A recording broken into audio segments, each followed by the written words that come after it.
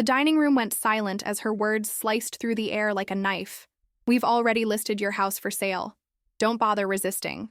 My fork clattered against the china plate, though I hadn't taken a single bite. It was my birthday, my 65th, and instead of love and celebration, I was served betrayal on a silver platter. My son looked down, ashamed, unable to meet my eyes, while his wife smirked as if she had already claimed victory over me. The family I had nurtured, sacrificed for, and believed in was now trying to push me out of the very home where I had raised my children, mourned my husband, and built a lifetime of memories. But they underestimated me. I did not argue, nor did I beg. I reached calmly into my purse, my hands steady despite the storm raging in my chest. From it, I drew a thick envelope and handed it to the lawyer seated beside me. He unfolded the document and read aloud, his voice cutting through the tension like thunder. Irrevocable trust. In that moment, the smirk drained from her face, replaced with disbelief and fear. My son's wife paled, realizing she had overplayed her hand. The house, my home, was never theirs to touch. I wasn't always prepared for betrayal. There was a time when I believed family meant protection, when I thought love was unconditional. That belief died slowly, like the magnolia blossoms that fell from the trees surrounding my Savannah home each spring, beautiful in their descent, but inevitably turning brown against the earth. The colonial-style house on Abercorn Street had been in my late husband James's family for 3 generations. When we married 40 years ago, his parents gifted it to us, saying they'd rather see young love blossom within those walls than keep it as a museum to their own past. James and I had promised to honor that gift, to fill it with laughter and new memories. And we did. The wraparound porch witnessed our morning coffees and evening glasses of sweet tea. The garden soil held the imprints of our children's bare feet as they chased fireflies on summer nights. The kitchen walls absorbed the scent of my grandmother's peach cobbler recipe, which I perfected over decades of Sunday dinners. Even the creaking third step on the staircase told a story, of Christmas mornings when our son Daniel and daughter Elizabeth would race downstairs, of teenagers trying to sneak in past curfew, of a family building a life together, one footstep at a time. When James died 5 years ago, a sudden heart attack that left no time for goodbyes, I thought I might sell the house. The memories seemed too heavy to bear alone. But then I'd sit on our porch swing at sunset, watching the Spanish moss sway in the breeze, and I could almost feel him beside me. This wasn't just property. It was the physical manifestation of our love story. "Mom, maybe you should think about downsizing," Daniel had suggested 6 months after the funeral, his wife Lauren nodding emphatically beside him. "This place is too big for just one person to maintain." "I manage just fine," I'd replied, noticing how Lauren's eyes swept calculatingly across the crown molding, the antique fixtures, the polished hardwood floors. "Besides, where would we host Thanksgiving? Christmas? Your father always loved how the dining room could fit everyone."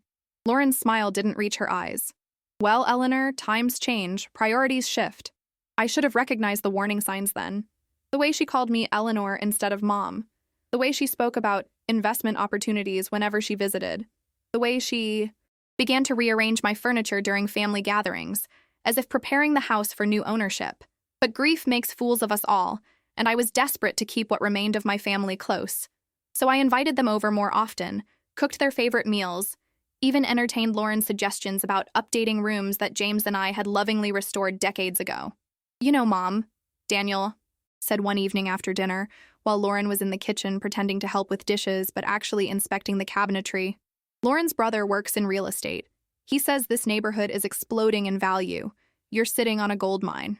I wiped my hands on a dish towel embroidered with blue flowers, a wedding gift from James's mother. "I'm not sitting on anything, Daniel. I'm living in my home." Of course," he backpedaled, glancing nervously toward the kitchen. "I just mean, it's good to know your options."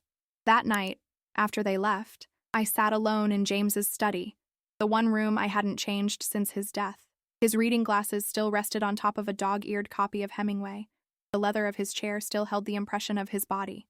In the quiet darkness, surrounded by the books he loved, I felt a clarity I hadn't experienced since becoming a widow.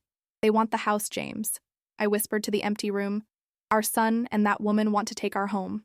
The revelation didn't bring anger, not immediately. Instead, I felt a profound sadness that our son, the little boy who once built blanket forts in this very room, had become a man, who saw his childhood home as nothing more than a financial opportunity. The next morning, I called Richard Coleman, our family lawyer and James's oldest friend. We met at a cafe several blocks from my house, away from curious eyes and listening ears. "Eleanor," Richard said after hearing my concerns, his silver hair catching the sunlight streaming through the window. "I've known you and James for over 40 years. I was there when you signed the papers for that house. And I was at James's funeral when I watched Lauren calculating the square footage while you were receiving condolences." I flinched, but Richard continued gently. "I'm not telling you this to hurt you. I'm telling you because James worried about this too." "He did?" Richard nodded, reaching into his briefcase. "Before he died, James asked me to prepare some papers. He never got to sign them, but his intentions were clear." He slid a folder across the table. "He wanted to protect you, Eleanor. He wanted to make sure you'd always have a home no matter what." Inside that folder was the blueprint for what would later save me. Documentation for an irrevocable trust, with the house as its primary asset and me as both, trustee and beneficiary. The legal language was complex, but the purpose was simple: to ensure that no one, not even our children, could force me to sell or vacate my home during my lifetime. "Can we still do this?" I asked, my voice barely above a whisper. "Even though James is gone?" Richard covered my trembling hand with his steady one. "Eleanor, the house is in your name now. You have every right to protect yourself and your future." So we did. Over the next few months, we quietly established the trust. Each signature felt like both a betrayal and an act of self-preservation. I was protecting myself from my own son, a reality that kept me awake at night, staring at the ceiling James and I had painted together when we first moved in. I didn't tell Daniel or Lauren about the trust. Something in me hoped I was wrong, that I had misread their intentions, that they would never actually try to take my home. I prayed that the legal documents would gather dust in Richard's office, unnecessary precautions for a threat that would never materialize. But as my 65th birthday approached, I noticed Daniel becoming increasingly distant, Lauren's visits becoming more frequent and intrusive. She began bringing paint swatches, asking casual questions about the property deed, suggesting I take a cruise while they handled some renovations. The day before my birthday, I called Richard. "Will you come to my dinner tomorrow night?" I asked. An unusual request for a lawyer, but Richard was also a friend. "Is everything all right, Eleanor?" I thought about the whispered phone. Conversations I'd overheard between Daniel and Lauren, the real estate agent's business card I'd found in my kitchen drawer, the way Lauren had been measuring my bedroom windows when she thought I wasn't looking. "I hope so," I replied, "but I'd feel better having you there." Richard agreed without further questions. Some friendships don't require explanations. What I couldn't have known then was how quickly hope would unravel into confrontation, how a birthday celebration would become the battlefield for my dignity, and how the trust documents in my purse would transform from protection into power. My birthday dawned crisp and clear, a perfect October day in Savannah. The sunlight filtered through the Spanish moss, casting dappled shadows across my garden. I spent the morning tending to my roses, James's favorites, feeling a strange combination of dread and determination. Whatever happened at dinner that night, I wanted to face it with the same quiet strength that had carried me through widowhood. I prepared everything myself, despite Daniel's insistence that I shouldn't have to cook on my birthday. But cooking had always been my therapy, and that day I needed the comfort of kneading dough and stirring sauces, of creating something nourishing despite the knot of anxiety in my stomach. By 6 o'clock, the dining room gleamed.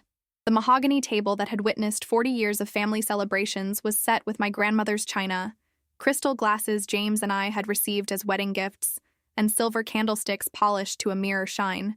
Fresh magnolias from the garden centered the table, their sweet scent mingling with the aroma of roast chicken and homemade rolls. The doorbell rang at 6:15. Elizabeth arrived first, my daughter, who lived 3 hours away in Charleston with her husband Robert and their twins. Her smile was genuine as she hugged me tight, pressing a wrapped gift into my hands. "Happy birthday, Mom," she whispered. "You look beautiful." Elizabeth had always been perceptive. As we moved to the living room, she studied my face. "Is everything okay? You seem tense." I squeezed her hand. "Let's just enjoy tonight, shall we?" Richard arrived next, dressed in a suit that seemed too formal for a birthday dinner, but perfect for what I suspected might unfold. He kissed my cheek and handed me a small package. "Just in case," he murmured, and I knew it contained a copy of the trust documents, a precaution we had discussed. Daniel and Lauren were last, arriving 20 minutes late. Lauren swept in wearing a dress that cost more than my monthly pension, air-kissing my cheeks without making contact.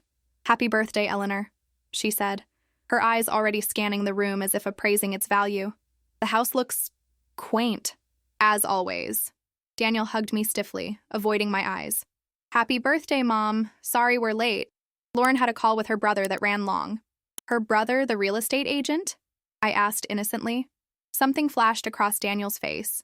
Guilt, perhaps, or surprise that I'd connected those dots. Before he could respond, I gestured toward the dining room. "Dinner's ready.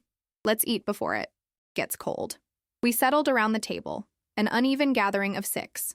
Me at the head where James used to sit, Elizabeth and Robert to my left, Richard beside them, and Daniel and Lauren to my right. The conversation stayed superficial through the soup course. Talk of the twins' school achievements, the unusually warm fall weather, Elizabeth's promotion at work. It was during the main course, as I passed the platter of roast chicken, that Lauren cleared her throat dramatically. "Actually, Eleanor, we have a surprise for you," she announced, her voice carrying that artificial sweetness she reserved for public performances. "A birthday gift that will solve all your problems." My hand stilled on the serving spoon. Across the table, Elizabeth frowned slightly, sensing the shift in atmosphere. "That's thoughtful," I replied carefully, though I wasn't aware I had problems needing solutions. Lauren laughed, a brittle sound like breaking glass. "Oh, Eleanor, always so independent. But let's be realistic. This house is too much for you.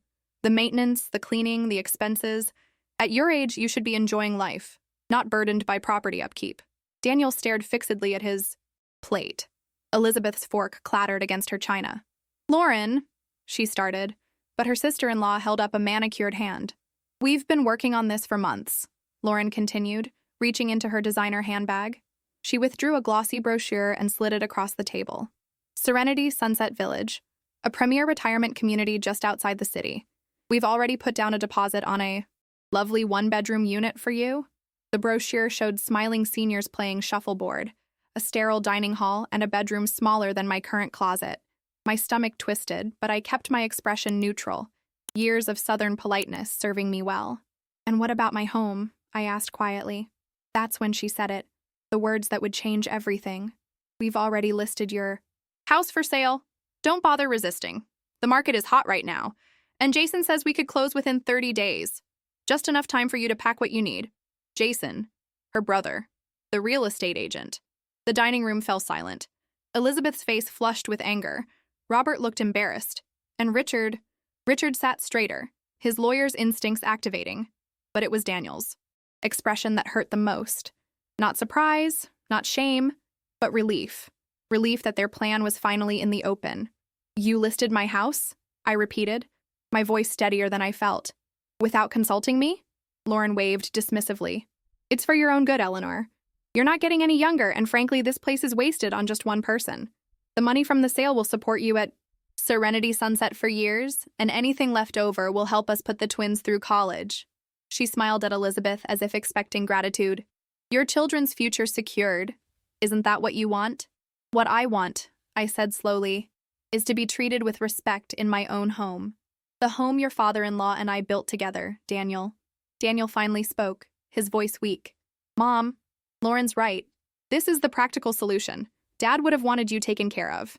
"Don't you dare tell me what your father would have wanted," I said, the first edge of anger breaking through my composure. Lauren sighed dramatically. "This is why we didn't discuss it with you first. We knew you'd be emotional instead of logical. The papers are already filed, Eleanor. The first showings start next week. You can either cooperate and make this transition smoothly, or make it difficult for everyone." That was the moment. The moment when I realized my son was not just complicit, but actively participating in pushing me out of my own home. The moment when I understood that the legal precautions Richard and I had taken weren't paranoia, but necessary self-defense. Without a word, I reached for my purse, hanging on the back of my chair. The dining room remained silent as I withdrew the envelope Richard had prepared. My hands were perfectly steady as I passed it not to Daniel or Lauren, but to Richard beside me. "Richard," I said calmly, "would you please explain to my daughter-in-law what she's looking at?" Richard cleared his throat, unfolded the documents, and began to read in his authoritative, courtroom voice. Declaration of Irrevocable Trust, establishing Eleanor Margaret Winters as both trustee and lifetime beneficiary of the property at 742 Abercorn Street, Savannah, Georgia. He looked up, his eyes meeting Lauren's shocked expression. In layman's terms, Mrs. Winters established a legal trust 6 months ago, placing her home in a protected entity that cannot be sold, transferred, or altered without her explicit consent as trustee. Furthermore, no one, including family members, can force her removal from the property during her lifetime. Richard handed the papers back to me. The trust is irrevocable, meaning it cannot be dissolved or changed. Any real estate listing created without Mrs. Winters' knowledge or consent is not only invalid but potentially fraudulent. At the silence that followed Richard's announcement was deafening. Lauren's face had drained of color, her carefully applied makeup now stark against her pallor. Her mouth opened and closed like a fish gasping for water. No clever retort forthcoming. Daniel looked as though he'd been struck, his shoulders hunched forward in defeat or shame. Perhaps both. Elizabeth was the first to break the silence. A small sound between a gasp and a laugh escaping her lips. "Mom," she whispered, eyes wide with a mixture of shock and admiration. I folded my hands in my lap, grateful they weren't trembling. "I believe," I said, my voice soft but clear. "That changes your plans, Lauren." Lauren recovered quickly, her shock morphing into anger. "You can't do this," she hissed, her perfectly manicured nails digging into the tablecloth. "You planned this ambush. You deliberately humiliated us." "I protected myself," I corrected. "There's a difference." Daniel finally looked up, his face ashen. "Mom, we were only trying to help you. The house is too big, the maintenance costs—" "Stop it," Elizabeth interrupted sharply. "Just stop. You weren't helping Mom. You were helping yourselves to her home." She turned to me, eyes glistening. "How long have you known what they were planning?" I reached for my water glass, taking a small sip before answering. "Long enough to take precautions." I didn't elaborate on the overheard phone calls, the real estate brochures I'd found hidden in their overnight bags, the way Lauren had been photographing rooms when she thought I wasn't looking. Lauren pushed her chair back abruptly, the legs scraping harshly against the hardwood floor that James had refinished by hand the summer before Daniel was born. "This is ridiculous. We're trying to be practical about your future, Eleanor. You can't maintain this place forever. What happens when you fall on those steep stairs? When you can't manage the yard work? When the roof needs replacing? I'll handle those challenges as they come," I replied, "just as I've handled every other challenge in my life." "With what money?" Lauren scoffed. "Your Social Security checks? James's pension won't cover major repairs, and this house is over 100 years old. It's a money pit." Richard cleared his throat. "Actually, the trust includes provisions for home maintenance. James left more than enough to ensure Eleanor's comfort and the property's upkeep." Daniel's head snapped up. "Dad planned this? Before he died?" "Your father was a thoughtful man," Richard said gently. "He wanted to protect your mother's future. The trust was his idea, though Eleanor implemented it after his passing." A look of betrayal crossed Daniel's face. "You didn't trust us." "No," I said, the truth flowing easier now that the dam had broken. "And clearly we were right not to." Lauren stood abruptly, grabbing her purse. "This dinner is over. Daniel, we're leaving." But Daniel remained seated, conflict evident in his expression. "Mom, you should go with your wife, Daniel," I said, my heart breaking even as I maintained my composure. "We all have a lot to think about." Elizabeth reached across the table for my hand. "I'm staying, Mom." Lauren's eyes narrowed. "Of course you are. Always Mommy's favorite, aren't you? Never mind that we're the ones who visit every month, who check on her, who have been planning for her care." "Planning for her removal, you mean?" Elizabeth retorted. "There's a difference." Lauren grabbed Daniel's arm. "We're leaving, now." Daniel stood reluctantly, looking lost, a middle-aged man, suddenly reduced to a child caught between warring parents. "I'll call you tomorrow, Mom." I nodded, not trusting myself to speak again. As they left, Lauren's heels clicking angrily across the foyer, I heard her hissing to Daniel, "Your father's lawyer? At her birthday dinner? She planned this humiliation." The front door slammed, the sound reverberating through the old house like a final punctuation mark.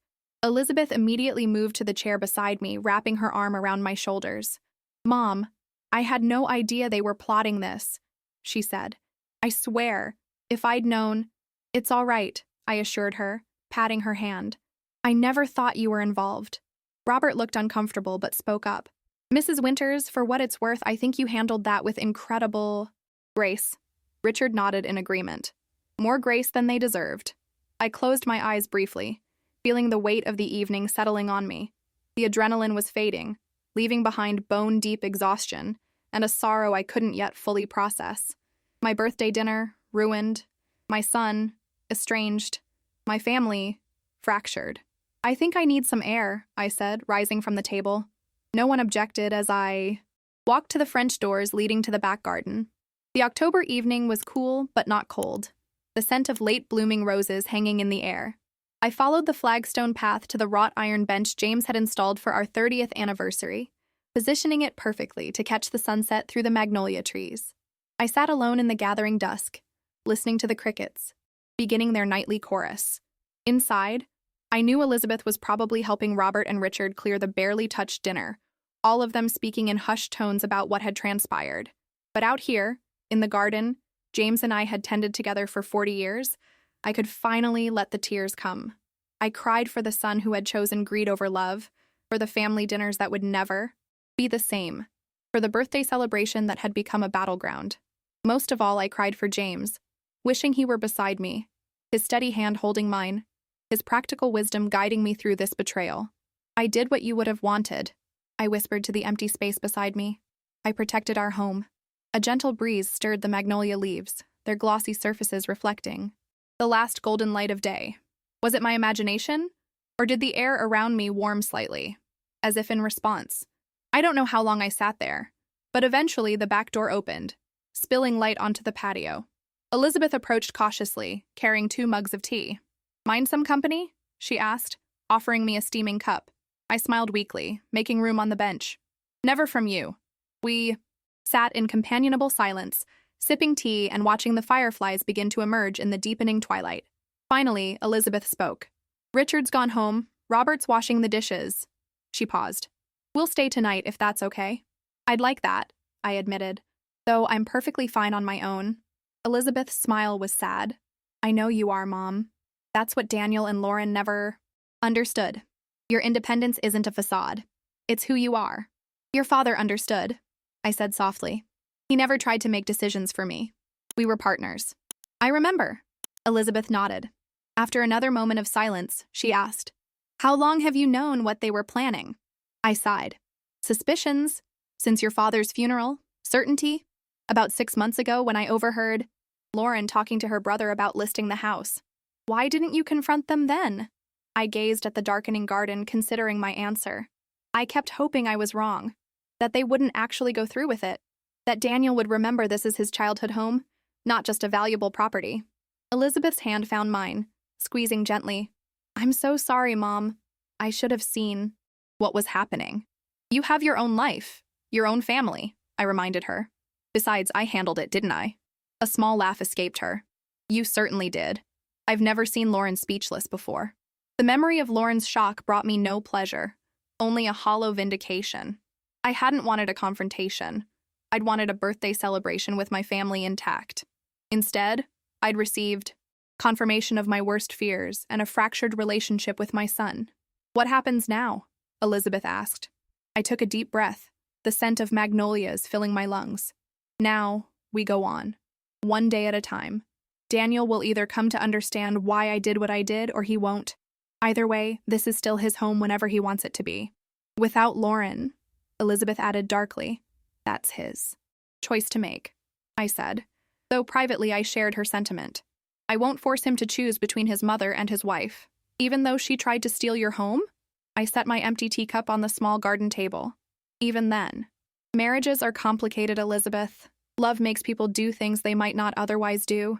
That wasn't love, Elizabeth objected. That was greed. Perhaps she was right, but dissecting Lauren's motivations wouldn't heal the rift in our family.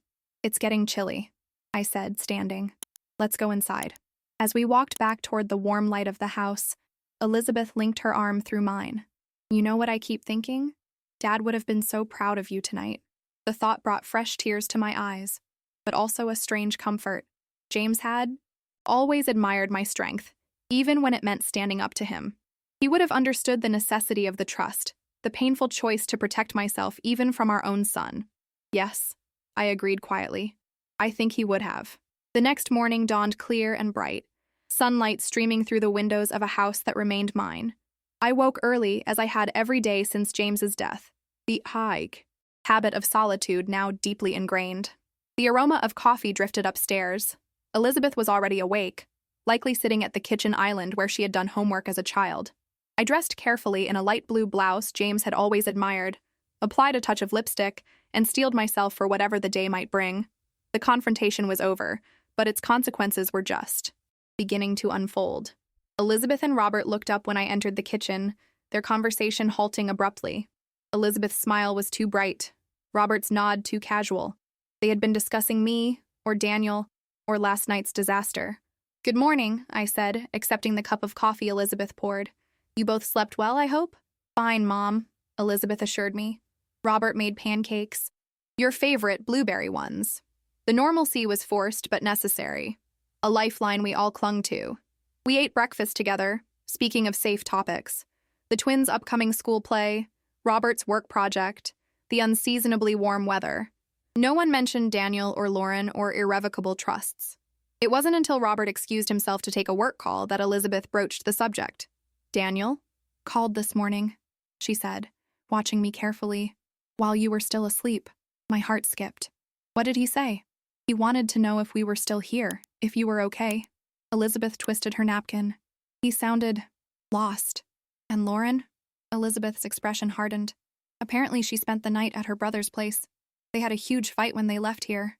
I absorbed this information silently, feeling no satisfaction in their marital discord. Despite everything, Daniel was still my son, and his unhappiness could never bring me joy. "He asked if he could come by later," Elizabeth continued. "Alone." The prospect of facing Daniel brought a mixture of dread and hope.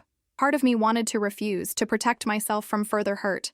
But the stronger part, the mother who had kissed scraped knees and soothed nightmares, couldn't turn him away. "Of course he can come," I said. "This is still his home."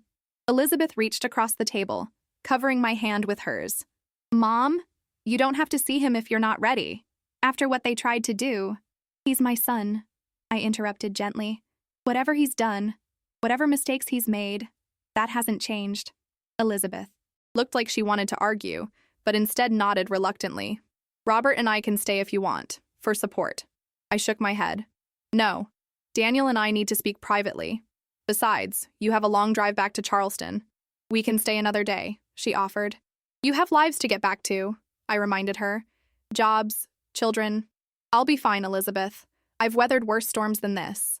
She didn't look convinced, but didn't press the issue. After breakfast, they packed their overnight bags, promising to call when they arrived home. Elizabeth hugged me tightly at the door. "You're the strongest woman I know," she whispered. "I love you, Mom." "I love you too, sweetheart. Drive safely." After they left, the house felt suddenly empty, the silence pressing in around me. I moved through the familiar rooms, straightening cushions and washing breakfast dishes, trying to prepare myself for Daniel's visit. What could he possibly say to justify what he and Lauren had attempted? What apology could mend the breach of trust? The doorbell rang at precisely 11 o'clock. Daniel had always been punctual, a trait he'd inherited from his father. I smoothed my hair, took a deep breath, and opened the door. My son stood on the porch looking haggard, his eyes red-rimmed, his normally immaculate shirt wrinkled. The sight of him, so clearly suffering, nearly broke my resolve. "Mom," he said, his voice hoarse. "Can I come in?" I stepped aside wordlessly, allowing him to enter the home he had so recently tried to sell out from under me. He moved tentatively through the foyer, as if suddenly unsure of his place in this familiar space. "Would you like some coffee?" I offered, falling back on the social graces that had carried me through countless difficult situations. Daniel nodded, following me to the kitchen where the morning's coffee was still warm. I poured 2 cups, added cream to his the way he'd taken it since college, and sat across from him at the small breakfast table rather than the formal dining room where last night's confrontation had occurred. For several minutes, we sipped in silence, the ticking of the grandfather clock in the hallway marking the passage of awkward seconds. "Lauren's staying at Jason's for a while," Daniel finally said, staring into his coffee cup. "She's angry." "I imagine she is," I replied neutrally. Daniel's hands tightened around his mug. "Mom, I need to explain. Do you?" I interrupted, surprising myself with the edge in my voice. I think last night made your intentions quite clear. It wasn't what it looked like, he insisted. We really were trying to help you. By selling my home without my knowledge or consent? By attempting to move me into a retirement facility I never asked for? The hurt I'd suppressed came flooding back. Tell me, Daniel, at what point in that plan were you helping me rather than yourselves? He flinched. The house is worth over $1 million now, Mom. The property taxes alone eat up a huge portion of your fixed income. The maintenance costs are my concern, not yours, I finished firmly. James and I prepared for our future. The house is paid for. The trust provides for its upkeep. I don't need to be rescued, particularly not by being displaced from my own home. I was worried about you being alone, he said, though his eyes slid away from mine. After Dad died, I've been alone for 5 years, I reminded him. I've managed quite well. Daniel set his cup down too hard, coffee sloshing over the rim. Fine. Yes. Lauren pushed this idea. She saw an opportunity. And I went along with it. I was weak. His shoulders slumped. Is that what you want to hear? I want to hear the truth, I said quietly. Not excuses. He ran his hands through his hair, a gesture so reminiscent of James that my heart constricted. The truth is complicated, Mom. Lauren and I are struggling financially. Her spending habits, my business setbacks. We've remortgaged our house twice. The twins' college funds are practically empty. When Jason mentioned how much this property could sell for, it seemed like a solution to everything. Everything except my happiness, I noted. Daniel had the grace to look ashamed. I convinced myself you'd be better off in a senior community. People your own age, activities, healthcare on site. I told myself it was for your benefit. He met my eyes finally. But you're right. I wanted the money. I needed it. And I was willing to sacrifice your home to get it. The admission hung in the air between us, painful in its honesty. Part of me appreciated his candor, while another part recoiled at the depth of his selfishness.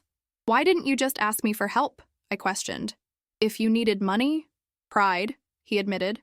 Shame. Lauren, she has expectations. A lifestyle she's not willing to compromise. Asking for a loan would have meant admitting failure. So instead, you decided to take everything. Daniel winced. When you put it that way, there is no other way to put it, I interrupted, my composure beginning to crack. This isn't some investment property, Daniel. This is your childhood home. The house where your, father and I raised you. Where we celebrated every Christmas, every birthday. Where your father took his last breath. My voice broke slightly. How could you treat it? Treat me as nothing more than a financial asset to be liquidated. Daniel's face crumpled, the facade of justification finally giving way to genuine remorse. I don't know, Mom, he whispered, tears welling in his eyes. I don't know how I let it get this far. When Dad died, something changed in me. I've been trying to fill his shoes to provide for my family the way he provided for us, and I've failed at every turn. I watched my son, my little boy who once brought me dandelions and called them flowers, break down at my kitchen table. His pain was real, his regret palpable, but I couldn't rush to comfort him as I once would have. The wound he'd inflicted was still too raw. Your father never measured success by money, I said after a long moment. He measured it by integrity, by the strength of his relationships, by the difference he made in people's lives.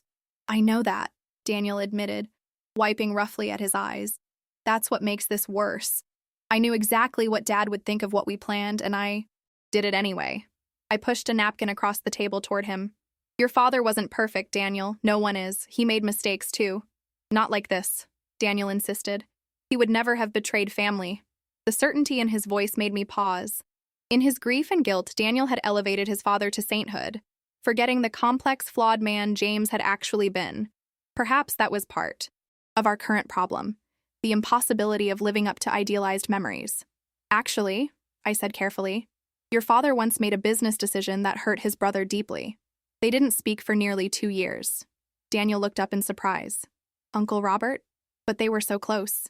Eventually, yes, after they reconciled. But there was a time, I sighed, remembering that difficult period. The point is, even good men make mistakes, Daniel. What matters is what you do after. A flicker of hope crossed his face. Does that mean you can forgive me? I'm trying to, I answered honestly. But forgiveness takes time, and trust once broken isn't easily repaired. He nodded soberly. I understand. After a pause, he asked, does the trust really put the house completely out of reach? There's no way to access its value? The question sent a chill through me. Even now, even after everything, he was still thinking about the money.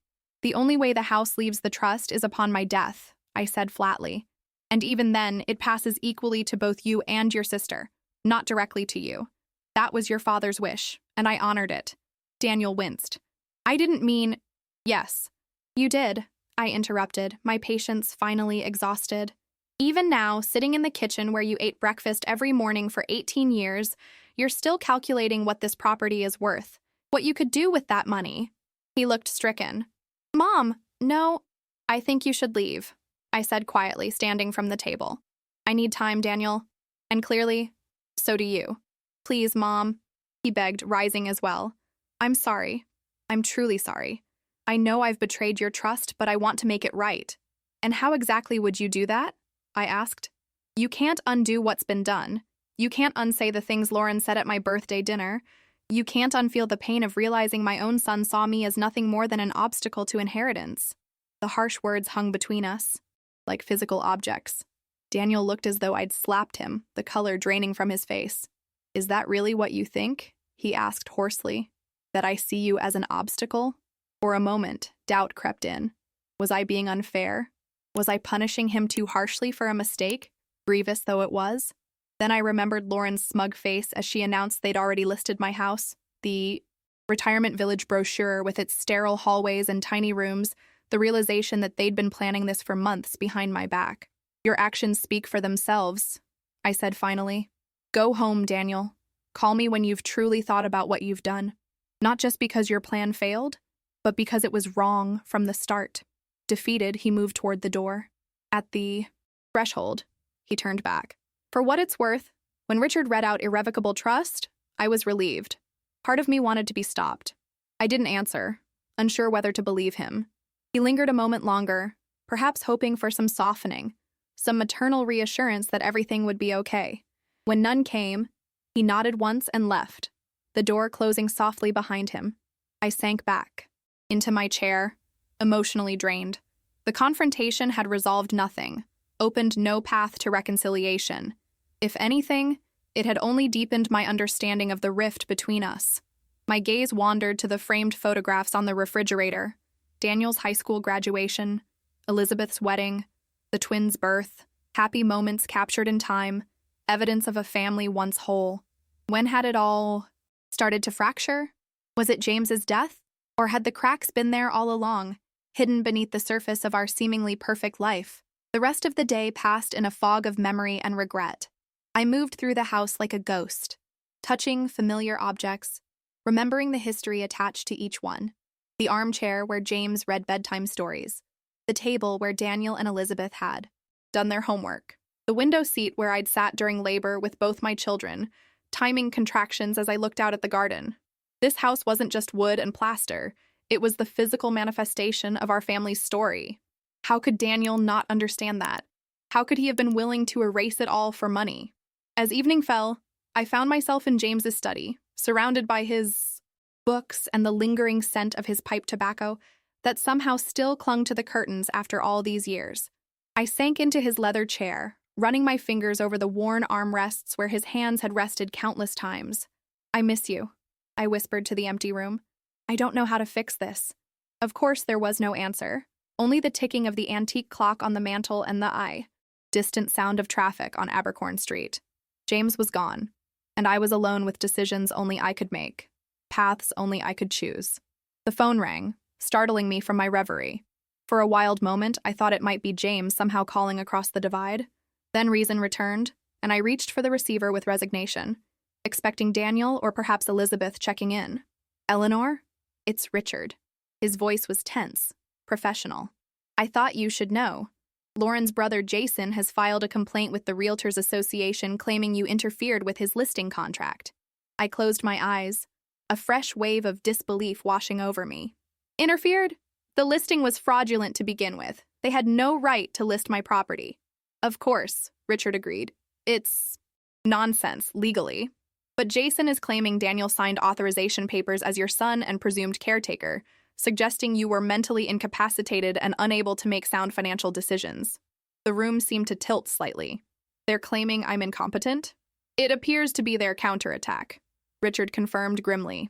If they can establish doubt about your mental capacity, they could potentially challenge the trust as well. That's absurd, I protested. Any doctor would confirm I'm perfectly competent. I agree, Richard said. But Lauren seems determined to fight rather than accept defeat. This could get messy, Eleanor. Are you prepared for that? The question hung in the air. Was I prepared to battle my own son and daughter-in-law publicly? To have my mental capacity questioned, my personal affairs dragged through legal proceedings, my family further torn apart? What would James do? I asked softly, more to myself than to Richard. Richard's voice gentled. James would protect you, Eleanor, at any cost. I traced the grain of James's desk with my fingertip, remembering the man who had sat behind it for 40 years. Strong, principled, but also forgiving. He had taught our children that actions have consequences, but also that love transcends mistakes. I need time to think, I told Richard. Thank you for letting me know. After hanging up, I remained in James's study, watching the shadows lengthen across the floor as sunset painted the walls gold. The house creaked and settled around me, a century of stories whispering in its bones. That quiet moment, surrounded by memories, I made my decision. By morning, resolve had replaced shock. I dressed with care, choosing a suit I had worn to countless school board meetings during my years as a teacher. Navy blue, conservative, projecting quiet authority. With my pearl earrings and neatly styled silver hair, I looked every inch the competent, dignified woman I was. The retirement village brochure still lay on the dining room table where Lauren had left it. I picked it up, tucking it into my purse along with the trust documents. Then I called a taxi. Not because I couldn't drive myself, but because I wanted to make a particular impression when I arrived. 742 Magnolia Drive, I told the driver.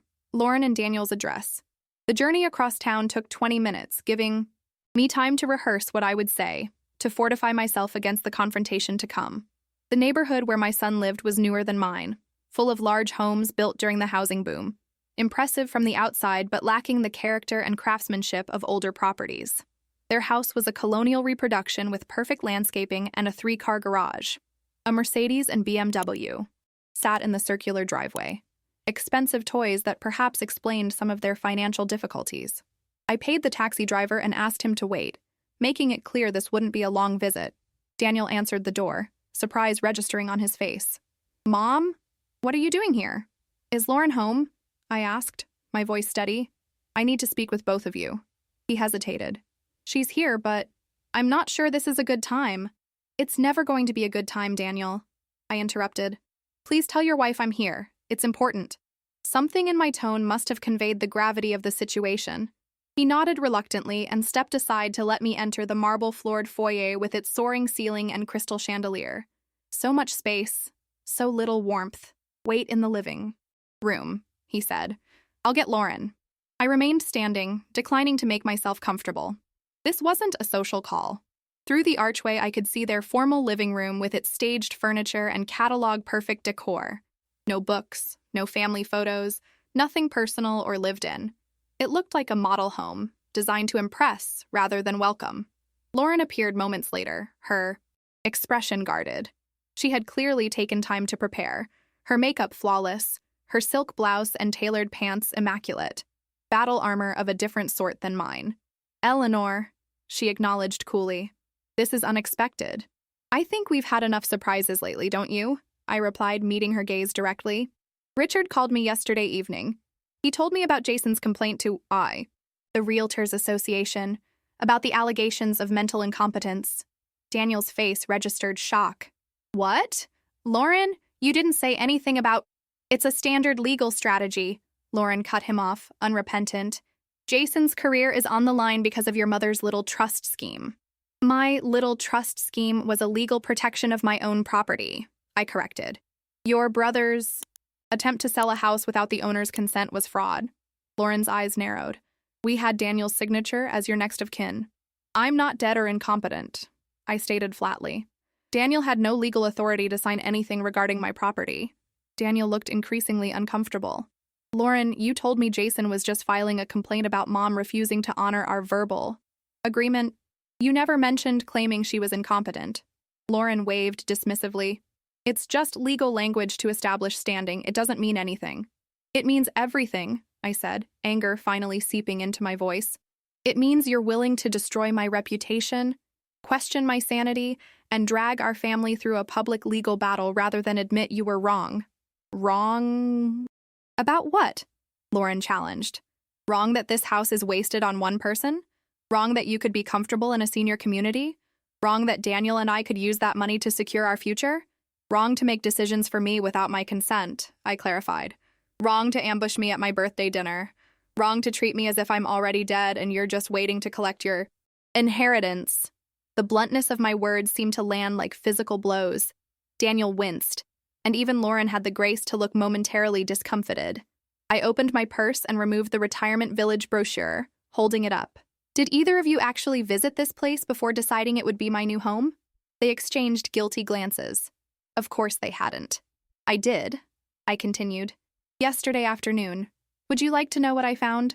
Residents sharing rooms smaller than your walk-in closet, Lauren.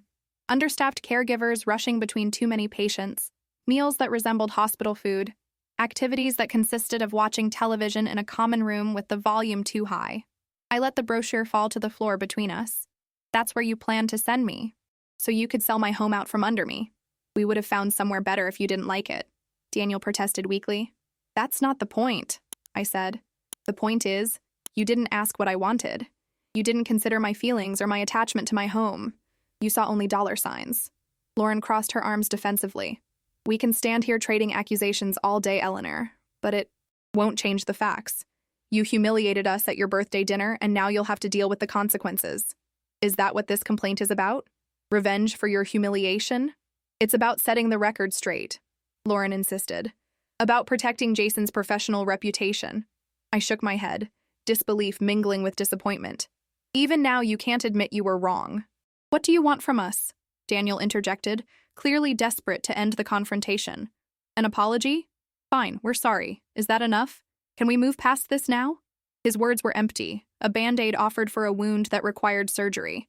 I looked at my son, truly looked at him, and saw not the boy I had raised, but a stranger shaped by ambition and weakness.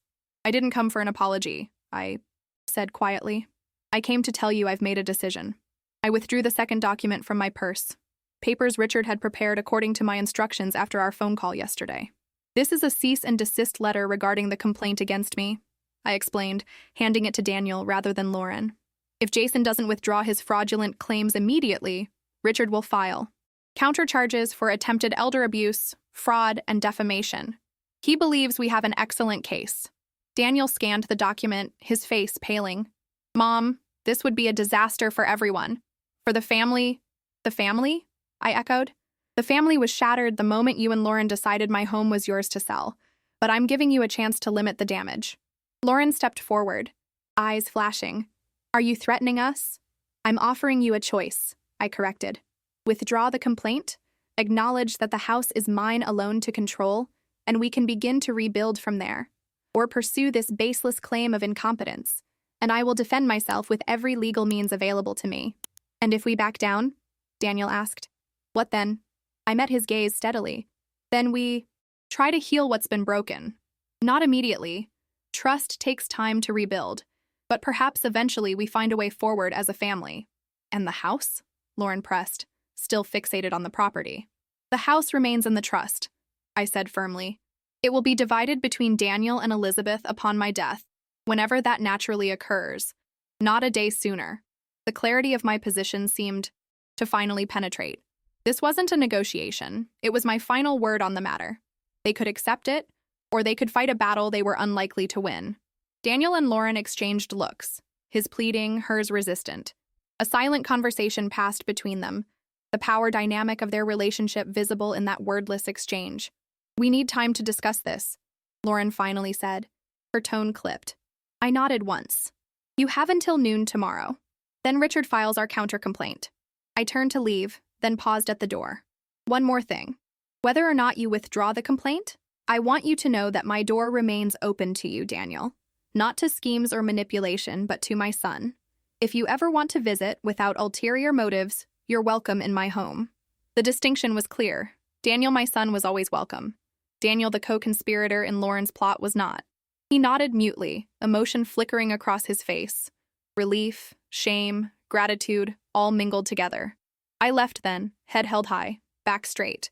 The taxi waited as promised, and as we pulled away, I didn't look back at the house with its perfect facade and hollow core. For the first time since James's death, I felt completely certain of my path forward. I had extended an olive branch without compromising my dignity. I had defended myself without seeking revenge. I had demonstrated strength without cruelty. James would have been proud. The following day passed in a strange limbo of anticipation. I kept myself busy with garden work, deadheading roses and trimming the jasmine that threatened to overtake the side trellis. Physical labor had always been my remedy for anxiety, the repetitive motions soothing my racing thoughts. At 11:30, 30 minutes before my deadline, the phone rang. I wiped my hands on my gardening apron before answering, my heart quickening despite my outward calm. "Mrs. Winters, this is Richard." His voice carried a note of satisfaction. "I've just received a fax from Jason Harrington's attorney. They're withdrawing the complaint in full, with a written acknowledgement that the original listing was created without proper authorization." Relief washed through me, though I was careful not to let it show in my voice. "No mention of mental competence?" "None," Richard confirmed. "The document specifically states that the withdrawal is based on newly discovered evidence of property ownership rights. It's their way of saving face while completely backing down." "I see," I said, processing this development. "And have you heard from Daniel?" "No," Richard admitted. "But this fax came from Lauren's brother's lawyer, not from Daniel directly. Would you like me to reach out to him?" I considered the question, then shook my head, though Richard couldn't see the gesture. "No. The ball is in his court now. Thank you for everything, Richard." After hanging up, I returned to my gardening, mulching the azalea beds that would burst with color come spring. The physical work grounded me, connecting me to James, who had loved this garden almost as much as I did. We had planned each bed together, argued good-naturedly about color, schemes, celebrated when particularly difficult plants thrived under our care. Hours passed, the afternoon sun warming my back as I lost myself in the rhythmic tasks. It wasn't until I heard the crunch of footsteps on the gravel path that I realized I was no longer alone. I looked up, squinting against the sunlight, to see Daniel standing awkwardly at the garden's edge. He wore casual clothes, jeans, and a faded Savannah College of Art and Design sweatshirt, rather than his usual business attire.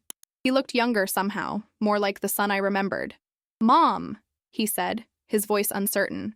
"Is it okay if I join you?" I sat back on my heels, studying him.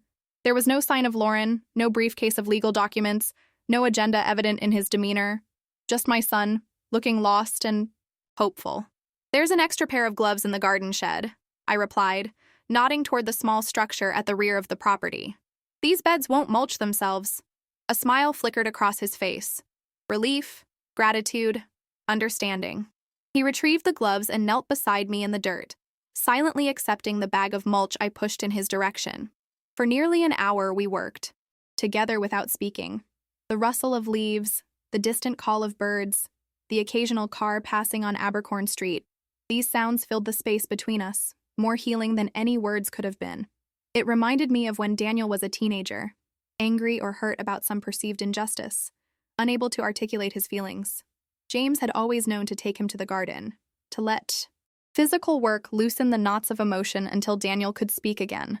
Finally, as the light began to soften toward evening, Daniel sat back and removed his gloves. "Jason withdrew the complaint," he said, his eyes on the freshly mulched bed rather than on me. "Lauren didn't want him to. She wanted to fight it." I nodded, unsurprised. "And what about you? What did you want?" Daniel was quiet. For a long moment, "I wanted my mother back," he admitted finally, his voice cracking slightly. "I wanted to undo the damage I've caused." The simple honesty of his words pierced my heart. I set down my trowel and turned to face him fully. "Lauren and I separated," he continued before I could respond.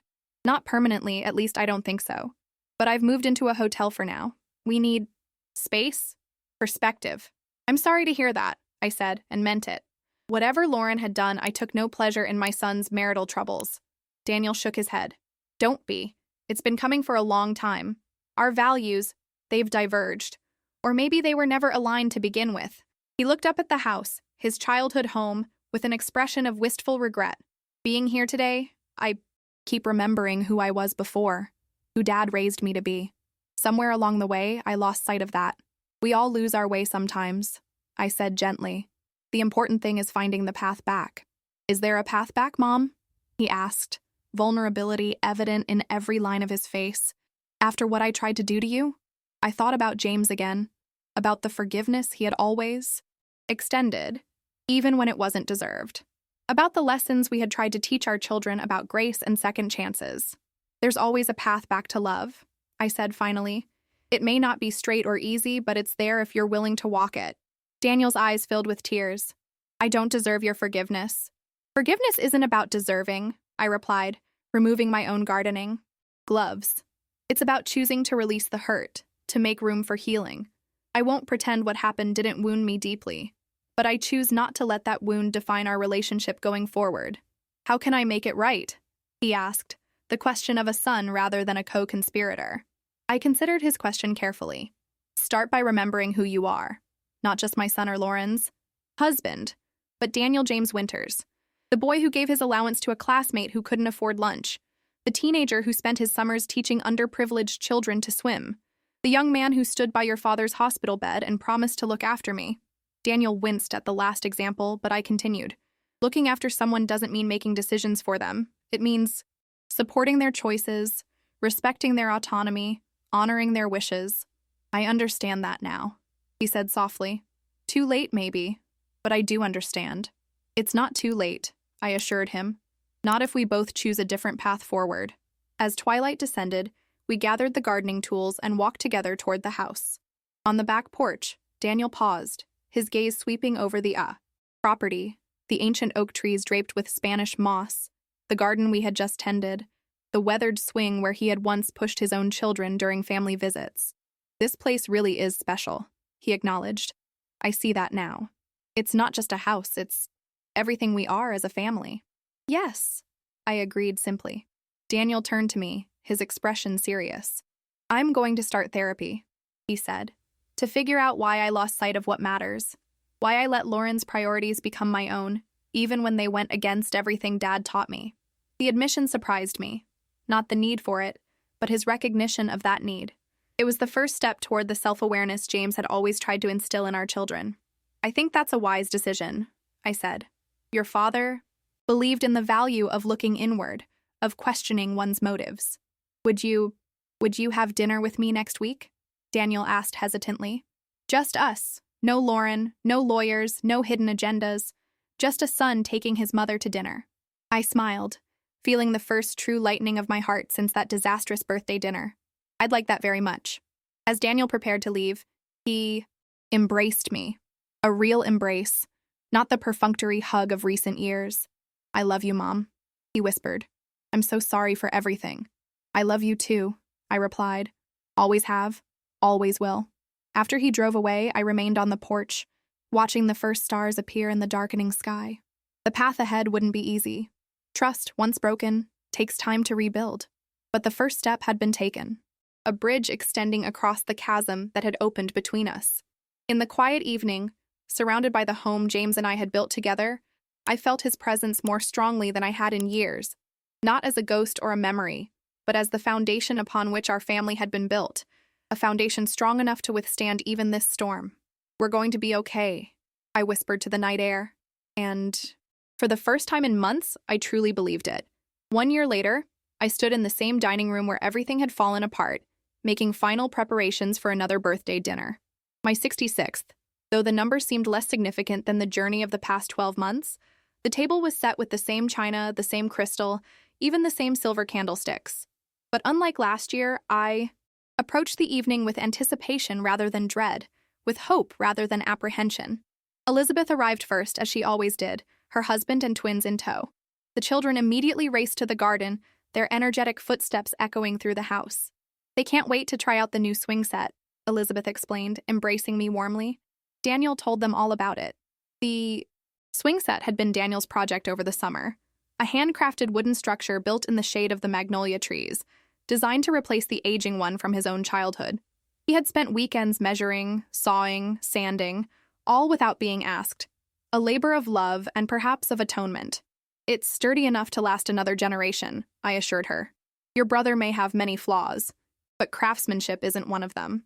Elizabeth smiled, helping me arrange fresh flowers in the center of the table. How are things between you two? Really? The question was loaded with concern. Elizabeth had been my fiercest defender in the aftermath of last year's betrayal, her anger at Daniel outlasting even my own. Forgiveness had come harder for her than for me. Better, I said honestly. Different, but better. Our weekly dinners have become something I look forward to. He's more present now, more like the Daniel we used to know. And Lauren? Elizabeth couldn't quite keep the edge from her voice. I sighed, arranging a magnolia blossom at the center of the arrangement. Still Lauren, but less involved in our relationship, which is for the best.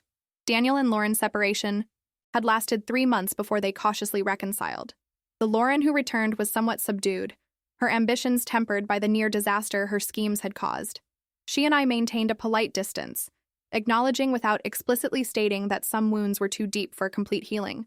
She's not coming tonight? Elizabeth confirmed. No, I said. She has a charity event. But Daniel will be here. And Richard. Richard Coleman had become a more regular presence in my life over the past year, our friendship deepening into something neither of us had anticipated. At 70, he was still sharp-minded and energetic, his legal practice now semi-retired as he focused on the things that brought him joy: sailing, reading, and, increasingly, spending time with me. Elizabeth gave me a knowing look. Richard seems to be here quite often these days. I felt a flush rise to my cheeks, surprising myself with this schoolgirl reaction. We enjoy each other's company. Nothing more complicated than that. Elizabeth hummed skeptically, but her smile was warm. Dad would approve, you know. He always liked Richard. The mention of James no longer brought immediate pain, just a gentle ache, a recognition of absence softened by years of loving memories. Your father would want me to be happy, I agreed, whatever form that happiness takes. The doorbell rang, and Elizabeth went to answer it. I heard Daniel's voice in the foyer, followed by the excited shrieks of the twins greeting their uncle. A moment later, he appeared in the dining room doorway, a bouquet of roses in one hand and a small wrapped package in the other. Happy birthday, Mom, he said, crossing the room to embrace me. The hug was natural now, no longer tentative or guilt-ridden. Progress, step by small step. Thank you, sweetheart, I replied, accepting the flowers. They're beautiful. Daniel glanced around the dining room, and I knew he was remembering last year's disaster. Different energy, this time, he observed. Very different, I agreed. No hidden agendas, no surprises. Just family celebrating together. He nodded, his expression turning serious. I brought you something.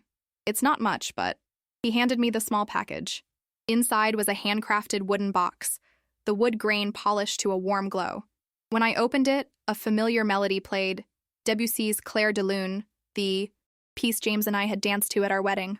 I made it in Dad's workshop, Daniel explained. Using his tools, his workbench. It helped me feel connected to him again, to remember the values he tried to teach me. I ran my fingers over the smooth surface, emotion tightening my throat. It's perfect, I managed. He would be so proud of your craftsmanship. Not just of the craftsmanship, I hope, Daniel said softly.